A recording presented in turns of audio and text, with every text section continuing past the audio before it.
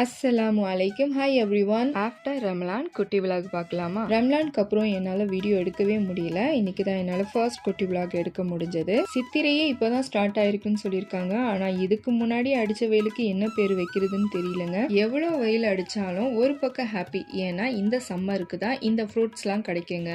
இந்த நொங்கு சாப்பிட 1 இயர் வெயிட் பண்ண வேண்டியதாக இருக்குது. நாங்கள் வீட்டுக்கு கொஞ்சம் நொங்குலாம் வாங்கிட்டு அதுக்கப்புறம் கரண்ட் பில் கட்ட வேண்டிய வேலை இருந்தது. அதையும் கட்டி முடிச்சுட்டு நான் வீட்டுக்கு போயிட்டேன்.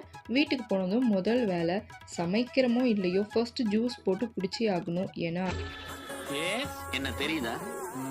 தெரியலையே. இவர நல்லா பாரியா, அந்த போட்டோல இருக்கிறது நான் தான்யா.